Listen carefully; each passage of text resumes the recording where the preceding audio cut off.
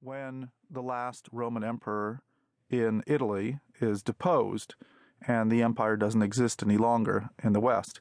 But in fact, he continues it because the empire, the state that he is following, the Roman state, does continue to exist in the East, in what historians today refer to as the Byzantine Empire, and it would continue to exist in the East for another 1,000 years.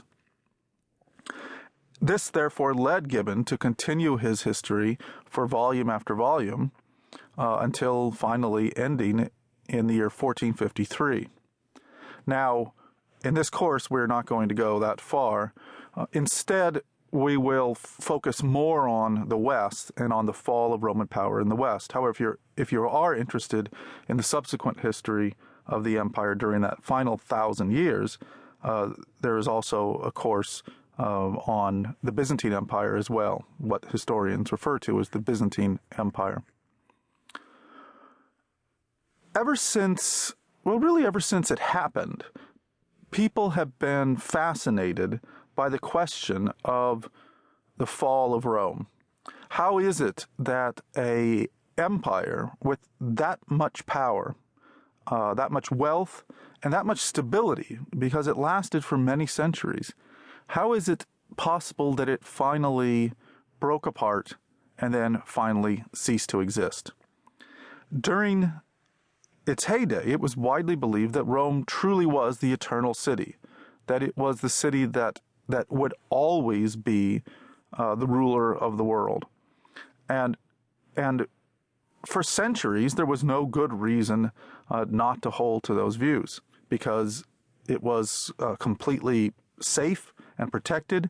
In fact, between the year 390 BC and the year 410 AD, almost exactly 800 years, Rome its walls were never breached.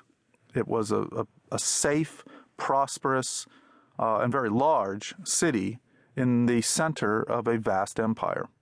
How is it that it came apart and it all collapsed? One of the reasons why this has remained so fascinating to people is that they have tended to, particularly in the modern era, since the 18th century, people have tended to see in the decline and the fall of the Roman Empire lessons for their own societies. And you can see this very clearly if you just simply look at some of the reasons that are given for the decline and fall of the empire over the past 2 centuries. Frequently, the reasons that historians or other writers give for this fall are reasons or elements in those writers' own societies that they are worried about, that they see their own society declining as a result of those factors. We'll talk about a few of those in a moment. And that in itself has been a real draw for people to look at why Rome fell. And in fact, it's still true today. It's very common today to hear or to read about the decline and fall of the American empire, or that American power is falling or is in trouble, that America is in fact suffering from the same ills that affected the Roman Empire as well. Well, first, before we talk about some of those suggested reasons, let's figure out what exactly we mean by fall, and then let's define what actually fell.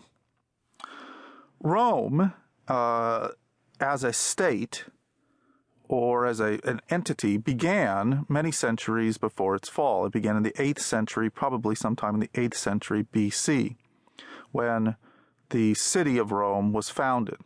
As Rome grew in power and grew in affluence, first in Italy and then elsewhere, it developed a government, a state that set it apart from other states of the ancient world.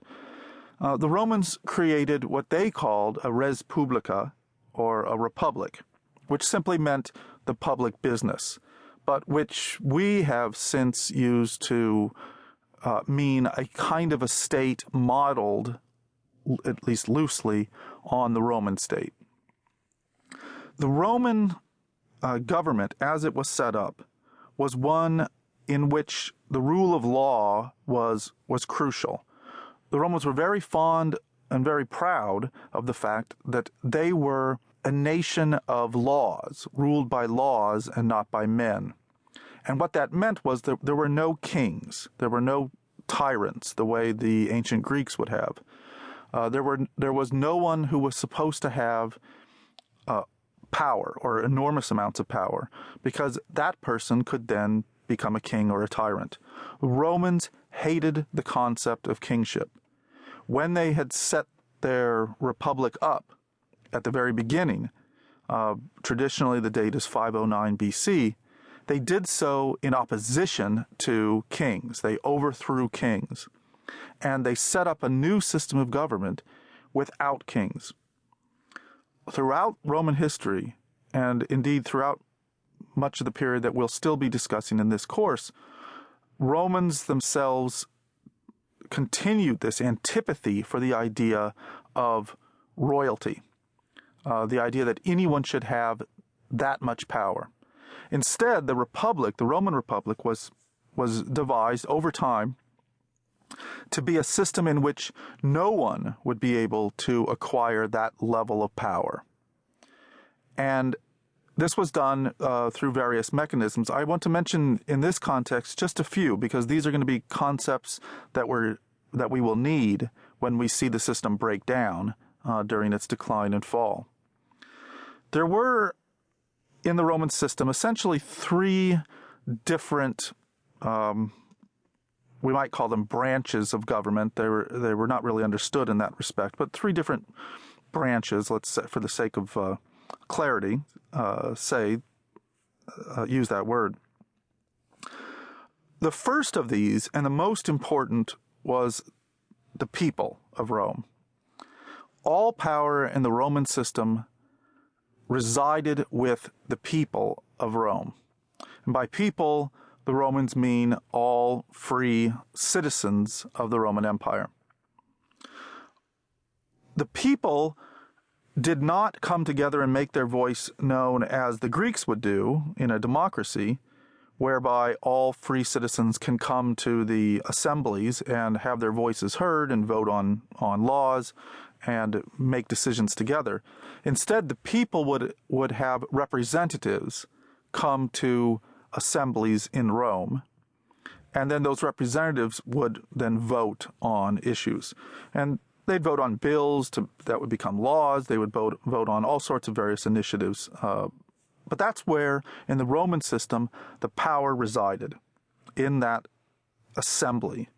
And the Romans had different names for them over time. We don't really need to worry about that here.